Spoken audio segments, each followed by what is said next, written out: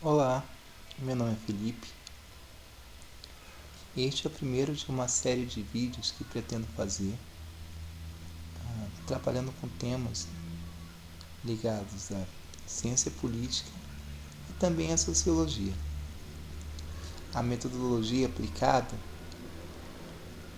é trabalhar com o texto com alguns fragmentos do mesmo,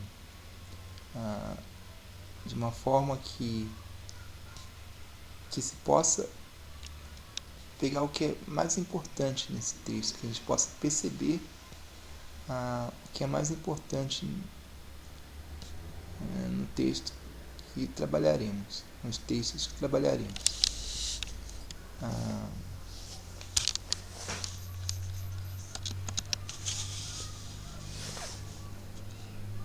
Habermas discute dois conceitos de democracia. Eles são o da democracia liberal e da democracia republicana, e também é conhecido como democracia comunitária. E depois de apresentar estes dois conceitos, ele formula um terceiro modelo, ao qual denomina de modelo da concepção procedimental da política deliberativa, ou simplesmente teoria do discurso.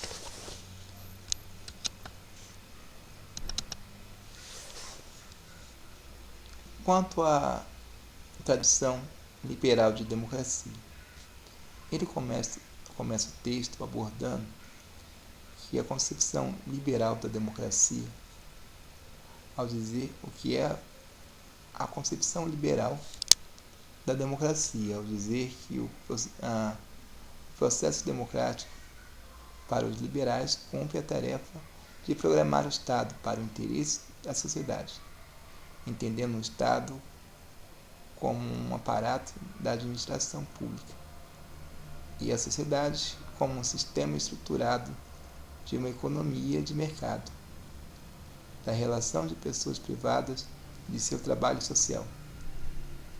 A política, no sentido de vontade política de seus cidadãos, tem a função de agregar e impor interesses sociais privados perante o aparato estatal, especializado no emprego administrativo do poder político para garantir fins coletivos.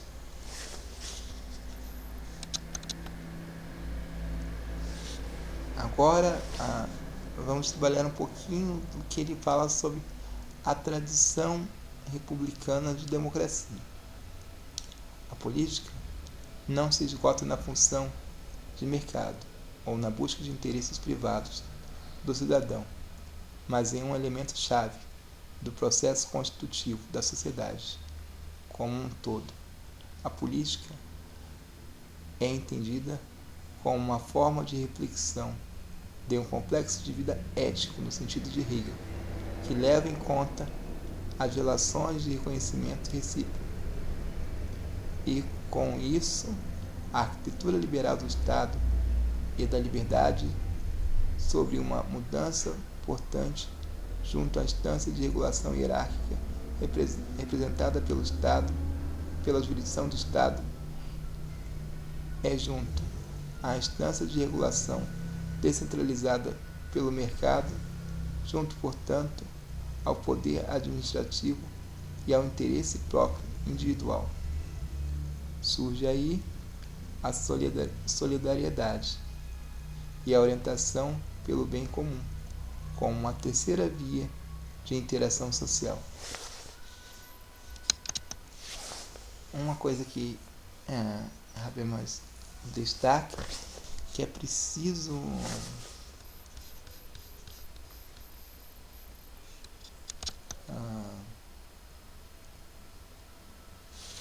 que haja um espaço independente entre o aparato estatal e o mercado.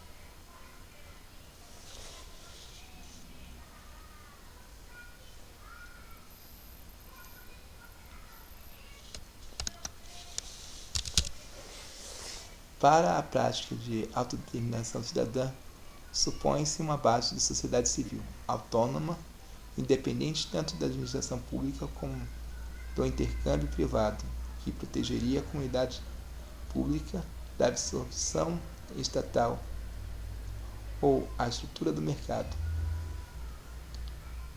A este desacoplamento entre comunicação política e comunidade e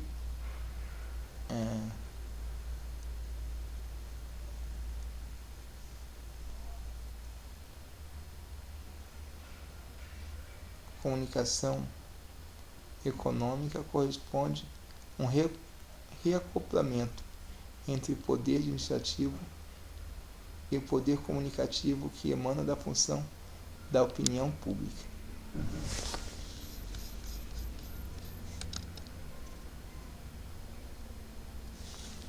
Então agora a gente vai falar um pouquinho sobre pontos rivais entre a concepção republicana e a concepção liberal.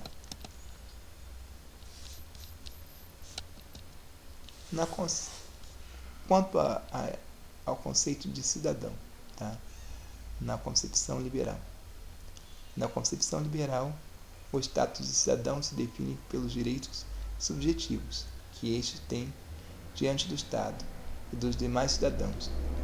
Na condição de portadores de direitos subjetivos, os cidadãos gozam de direitos de proteção do Estado, na medida em que se empenham em prol dos seus interesses privados, dentro dos limites estabelecidos pelas leis.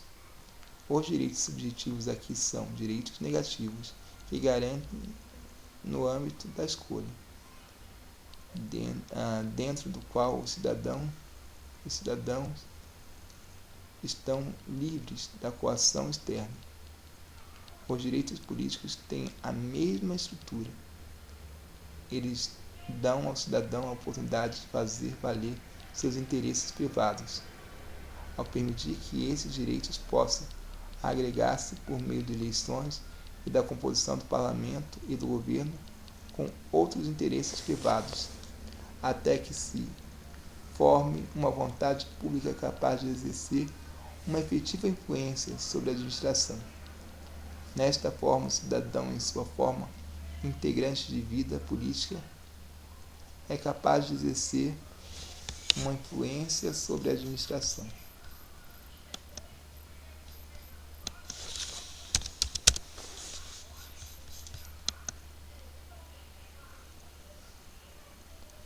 Quanto à concepção republicana de cidadão.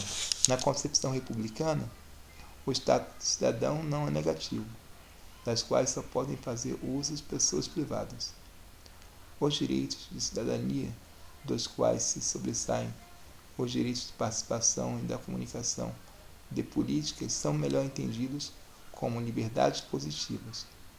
Eles não garantem a liberdade de ações externas, mas sim a participação em práticas comuns.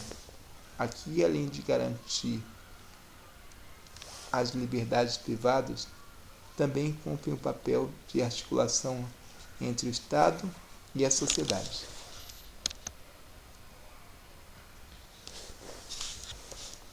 O Estado para os republicanos, né?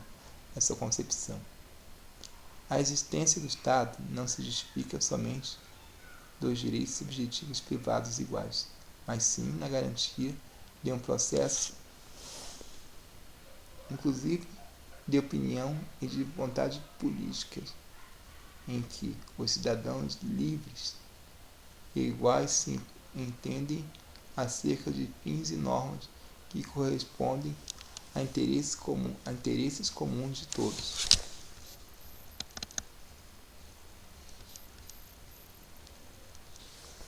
Quanto ao direito na perspectiva liberal. Na concepção liberal, o direito tem o papel de decidir, em cada caso, que direitos cabem aos indivíduos.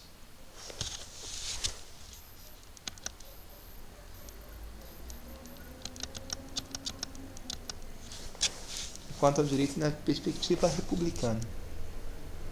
O direito na perspectiva republicana tem o sentido de uma ordem jurídica objetiva, que ao mesmo tempo possibilite a garantia e a possibilidade de uma convivência com igualdade de direitos e autonomia fundada no respeito mútuo.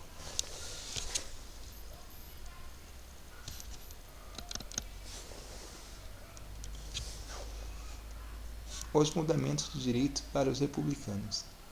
Para os republicanos, os direitos não passam de uma última instância de determinações de vontades políticas prevalecentes, enquanto para os liberais, certos direitos estão sempre fundados numa lei superior.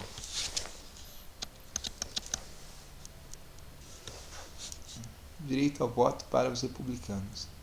Na tradição republicana, o direito ao voto é interpretado como liberdade positiva, não somente porque esse direito é condição indispensável à autodeterminação política, mas também porque nele torna-se explícito como a inclusão em uma comunidade de portadores de direitos iguais, que inclua a capacidade dos indivíduos de realizar contribuições autônomas e se assumir posições próprias.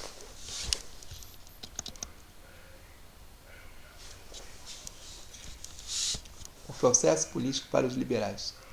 De acordo com o ponto de vista liberal, a política é essencialmente uma luta por posições que assegurem a capacidade de poder administrativo.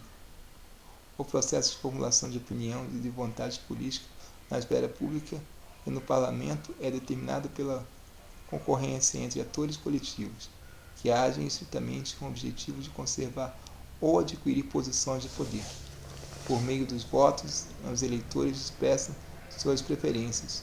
Suas decisões de voto têm a mesma estrutura que a escolha orientadas para o êxito dos participantes de um mercado.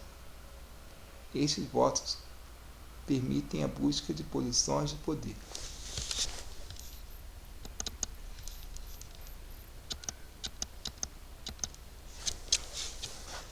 Processo político para os republicanos.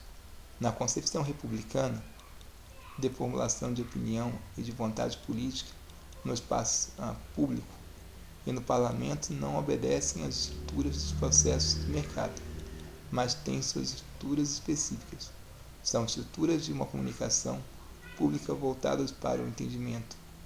O paradigma da política, no sentido de uma autodeterminação cidadã, é o mercado, não é o mercado, mas sim o diálogo. O poder administrativo do parlamento se é obrigado a submeter-se ao sentido deliberativo e o sentido específico dos discursos políticos e tem força vinculatória sobre a forma de exercer o poder. O poder administrativo só pode ser empregado com base nas políticas e nos limites das leis que sugerem nos processos democráticos.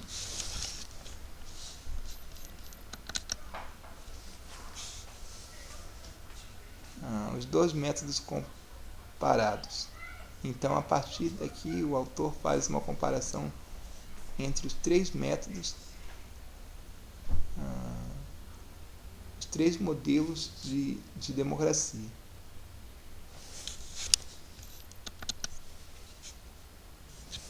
Os dois modelos comparados. Iniciaremos a falar dos três processos pela dimensão política que nos preocupamos até agora, a saber, o processo da formação democrática de opinião e de vontade comum, que traduzem em eleições gerais e dimensões parlamentares.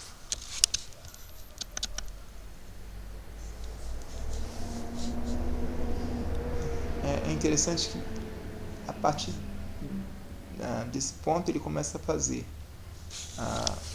uma comparação do modelo liberal republicano com o terceiro modelo que ele formula, que aqui ele diz teoria do discurso, certo?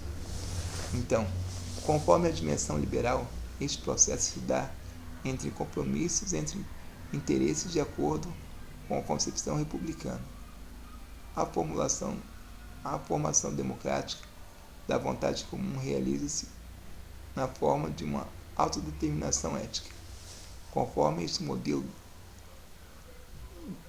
de deliberação, no que se refere ao seu conteúdo, pode-se associar no consenso de fundo baseado no fato que os cidadãos partilham de uma mesma cultura. Este consenso renova-se na mobilização ritual do ato de fundação republicana. É importante dizer que ele, ao comparar os dois modelos anteriores, o liberal e o republicano, tá? Ele diz que os dois pecam de alguma forma. O modelo liberal peca por essa própria visão de mercado, mas o modelo também republicano pecaria por ele estar atrelado a uma visão que depende muito da boa vontade do cidadão, de todos os cidadãos. E esse terceiro modelo que ele formula, ele começa a mostrar que isso se dá de uma forma diferente. E a gente começa a falar disso quando ele compara o modelo, a teoria do discurso e os outros modelos, a gente vai começar a perceber como ele faz essa diferenciação. Tá. Teoria do discurso toma elementos liberais e republicanos. A teoria do discurso toma elementos de ambas as partes e as integra ao conceito de um procedimento ideal de deliberação, de uma tomada de decisões. Esse procedimento democrático estabelece uma conexão interna entre considerações pragmáticas, compromissos, discursos de autodeterminação e discursos relativos a questões de justiça, e fundamenta a posição que, sob tais condições, a razão prática se afastaria dos conceitos universais do homem, liberalismo, ou da eticidade concreta de uma determinação unidade comunitarismo, para situar-se naquelas normas do discurso, das formas de regulamentação que retirem seu conteúdo normativo do fundamento da validade orientada para o entendimento, em última instância, portanto, na própria estrutura da comunicação linguística.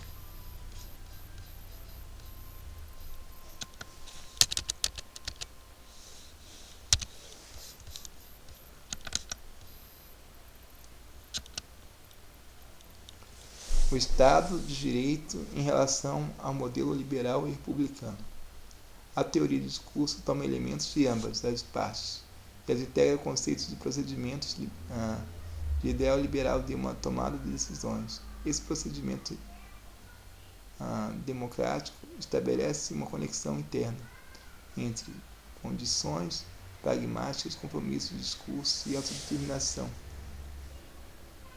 e discursos relativos à questão da justiça, e fundamenta a posição de que, sob tais condições, a razão prática se afastaria dos direitos universais do homem, liberalismo, ou da eticidade concreta de uma determinada comunidade, comunitarismo, para situar-se naquelas normas dos discursos e das formas de argumentação que retirem seu conteúdo normativo do fundamento da validade orientada para o entendimento, em última instância, portanto, da própria estrutura da comunicação linguística.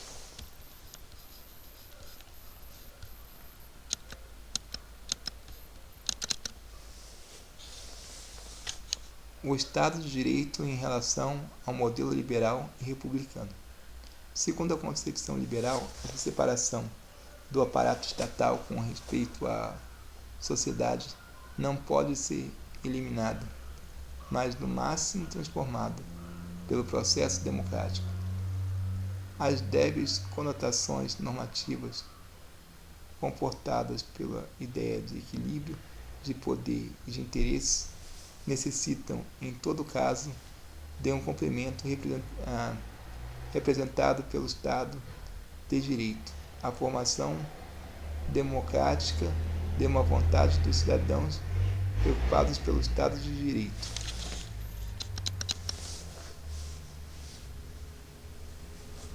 O Estado de Direito em relação ao modelo liberal republicano. A teoria do discurso que associa ao processo democrático normativo a normativas mais fortes que o modelo liberal, porém mais fracas que o modelo republicano, toma elementos de ambos de uma forma nova e distinta, coincidindo com o modelo republicano. Ela concede um lugar central ao processo de formação de opinião e de vontade comum, mas sem entender como algo secundário a estruturação em termos de um Estado de Direito. Em vez disso, a teoria do discurso entende os princípios fundamentais dos princípios do Estado de Direito como resposta consequente à questão de como institucionalizar os exigentes pressupostos comunicativos dos processos. Então, esse foi o nosso primeiro vídeo. Ainda é algo bastante incipiente, é uma tentativa, mas espero ter ajudado, espero ter me ajudado também na confecção desse texto e também desse vídeo. Até a próxima.